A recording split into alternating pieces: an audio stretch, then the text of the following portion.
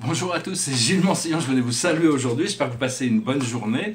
Je vais tirer quelques cartes pour offrir une guidance à ceux qui cherchent une guidance et voir ce que notre moi supérieur, notre conscience supérieure, tous ces oracles sont des moyens de consulter notre moi supérieur.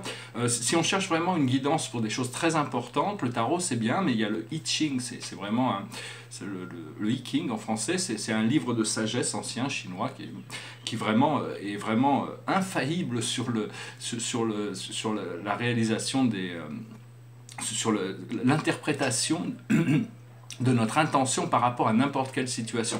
Enfin bon, faire une lecture de I Ching, j'en ai déjà fait ici, c'est pas forcément, c'est très très personnel, on peut pas trop faire ça de manière universelle, chacun doit. Enfin, c'est un livre que je vous recommande d'étudier, de regarder, ce livre du I Ching, c'est vraiment très, il y a plein de sagesse dedans. Alors je vais tirer 10 cartes. Alors aujourd'hui, la situation pour nous, c'est les récompenses. Les récompenses, il y a tout, il y a Jupiter, il y a l'argent, l'amour, toutes ces choses merveilleuses, tous les plaisirs aussi. Donc voilà, des fois les apparences peuvent être trompeuses, hein, il faut arriver à essayer de rester concentré, pas se laisser trop déborder par toutes les situations qui peuvent paraître qui peuvent présenter des limitations pour pouvoir recevoir plus facilement. Ce qui vient autour de ça, c'est des émotions qui reviennent. Ici, ça s'appelle sorrow, c'est-à-dire l'amertume. Il faut pouvoir faire face à ces émotions plutôt que d'essayer de les enfouir ou de ne pas les regarder, il faut les laisser s'exprimer, même les émotions négatives, pas les exprimer de manière négative, mais les choses qui peuvent être difficiles à gérer, il ne faut pas s'accrocher, il faut savoir que bon, le futur a plus à apporter que le passé, il faut abandonner cette idée de nostalgie, parce que c'est comme quoi la vie était mieux avant, hein, parce qu'on ne se rend pas compte qu'il y a eu énormément de progrès dans la société, dans la conscience humaine, on a beaucoup évolué, et par rapport à nous-mêmes, bon, c'est vrai que des fois on peut être submergé d'énergies qui reviennent de nos cellules, c'est des énergies qui ont besoin d'être transmutées, donc il faut les accepter. Ici c'est quand même une très belle carte, elle est très belle malgré le fait que ça adresse des choses un peu difficiles ou délicates à gérer. Ce que l'on voit dans notre esprit conscient devant nous, c'est la créativité, c'est-à-dire d'être créatif, utiliser nos pouvoirs de création. La création, c'est le pouvoir de l'âme. L'ego n'a pas de pouvoir créatif. Tout ce que l'on fait dans notre créativité vient de notre âme. C'est-à-dire qu'on est forcément, on ne peut pas se détacher de notre âme. Si on est détaché de notre âme, c'est qu'on abandonne le corps et on retourne à l'âme. Ce qui est enfoui dans notre subconscient, qui est dans le passé lointain, c'est les peurs. Alors les peurs, c'était une fonction très utile pendant très longtemps, mais c'est quelque chose qui est dans le passé. Il faut laisser toutes ces peurs dans le passé. C'est très important de ne pas ramener toutes ces énergies de séparation et la peur attire le danger aussi, hein, donc il faut savoir que tout va bien. Et là maintenant on est arrivé, c'est le maître, c'est le sage de monde, c'est le maître, c'est celui qui amène la récolte, c'est celui qui amène l'abondance, qui amène la prospérité, donc tout ça c'est là déjà. Ce que l'on voit qui va venir juste dans le futur immédiat, c'est le dullness, c'est-à-dire c'est le monde minéral. C'est-à-dire le monde minéral, c'est pas très excitant, ils ont des vies très stables, très posées, donc il faut accepter pendant un moment qu'il n'y ait pas d'excitation, d'excitement, il faut attendre que les énergies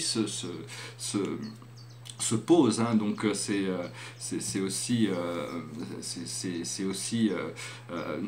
parce qu'il ne faut pas trop s'agiter. Si on s'agite trop, on a mis trop de possibilités devant nous, on ne sait plus quoi choisir, donc c'est bien de pouvoir se poser. Ça, on va avoir le temps un peu de faire ça. La carte qui suit, c'est ce qui représente nous dans cette situation et les forces que l'on a dans la situation. Ici c'est la carte de la joie, du rejoicer. Ici c'est la dame de coupe, et donc c'est arriver à laisser émerger cette joie. C'est un petit peu la joie, c'est pas quelque chose qui peut être, faut pas chercher la joie dans le monde extérieur, les choses peuvent renforcer, des catalyseurs de la joie, mais la joie qui vient de l'extérieur sera toujours dépendante de quelqu'un d'autre qui, comme le I Ching le dit, qui bat le tambour, et on est dépendant des autres pour notre joie, on peut très bien se retomber dès que les personnes qui nous apportent la joie ou les choses, si elles nous sont retirées, on retombe. Donc c'est vraiment important de canaliser ça de manière de manière interne, et savoir que bon, quand on se tourne vers quand on arrive à découvrir des expériences spirituelles, c'est un petit peu comme des gouttes de lumière qui descendent et qui nous montrent quelque chose d'extraordinaire, mais c'est juste une goutte qui est connectée à un océan là-haut, et c'est juste parce qu'on a besoin de s'habituer à l'intensité de cette lumière, hein. Donc c'est arriver à rester concentré sur ces choses-là. Ce que le monde extérieur nous reflète, c'est le gardien. Alors le gardien, c'est celle qui s'élève au-dessus des émotions, qui arrive à protéger les émotions, qui arrive à s'élever au-dessus des choses. Et donc c'est avoir de l'équanimité, arriver à se détacher aussi des fois. Il faut pouvoir regarder les choses de manière clairement, et pour cela, quand on est dans quand on est dans des expériences émotionnelles trop intenses, c'est un peu comme quand on est dans le creux de la vague, on est secoué, on est bousculé, on est dans le rouleau, alors que quand on est au-dessus de la vague, on arrive à surfer sans tomber dans le rouleau, hein. Donc c'est important, c'est ce qu'elle nous rappelle, puis de savoir qu'on est protégé de toute manière, de savoir que tout va bien, tout est exactement comme ça doit être, même si on ne se sent pas exactement parfait. C'est une expérience par laquelle on doit passer pour arriver à dépasser justement ces niveaux. Ce qui est dans nos émotions internes, nos peurs et nos craintes, c'est le feeler, celui qui ressent, ici c'est l'enfant de coupe. Alors c'est arriver à ressentir les émotions négatives et sans... pour pouvoir les intégrer, c'est-à-dire arriver à tout ressentir, tout sentir, tout partager. Et petit à petit, on arrive à faire du ménage un petit peu dans notre conscience. Et la clé de tout ça, c'est le player. Alors ça, c'est une bonne nouvelle, c'est-à-dire, bon, il y a beaucoup de bonnes nouvelles, il y a de ces récompenses, c'est le player, c'est-à-dire l'enfant de monde, c'est celui qui joue, apprendre à jouer, apprendre à être comme un enfant, pouvoir redéfinir sa réalité tous les jours, tout en sans être enfantin ou faire des enfantillages. Il faut dépasser, il faut apprendre à être un peu plus, apprendre à être mature, ne pas arriver à gérer ses émotions de manière plus intelligente, plus mature.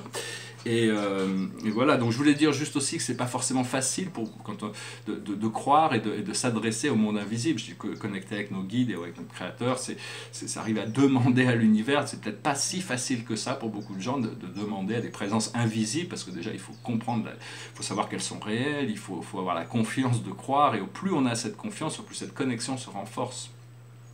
Donc bon, c'est quand même un travail que l'on doit faire, hein.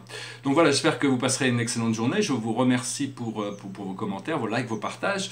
Des fois, il y a des jours où on a un peu du mal à sortir la tête de l'eau, hein. Moi, c'est le matin, des fois, où j'ai l'impression que je retourne dans un monde... Enfin, c'est pas le monde qui est en question, c'est mes propres fréquences, mes propres karmas, mes propres mémoires cellulaires qui sont pas forcément, bon, d'un point de vue personnel, tout va bien, mais c'est des fois d'un point de vue sentimental et professionnel, j'ai l'impression que je suis dans une période de stagnation. Bon, je suis pas forcément des fois j'ai l'impression que je suis venu pour explorer l'idée de l'échec, la rejection, l'humiliation, mais bon, il y a énormément de philosophes et de peintres qui pendant toute leur vie durant sont trouvés dans ces situations, puis après ils ont été reconnus comme quand même étant essentiels par rapport à l'évolution de la conscience. Bon, on peut parler il y en a plein, hein.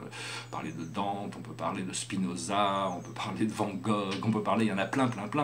Et donc bon, il faut être patient, il faut être persévérant, il faut pas laisser toutes ces choses du monde extérieur nous affecter trop, essayer de garder notre sérénité sans avoir besoin de projeter quoi que ce soit, et d'arriver à accepter les conditions de notre vie telles qu'elles sont. Je vais mettre un petit peu... Ah non, il est bon. Voilà, je vais parler un petit peu du tableau derrière moi. C'est un tableau j'avais appelé Love Space.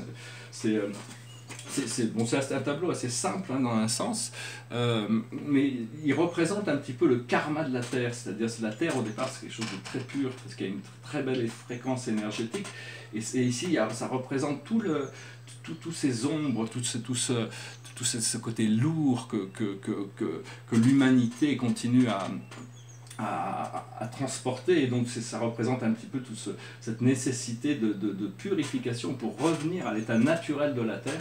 Bon, tous ces tableaux, des fois je les fais, puis après je me rends compte des significations beaucoup plus tard par rapport à tous ces tableaux, hein. Voilà, je vous souhaite une excellente journée, je vous remercie, et puis je vous dis à bientôt. Namasté.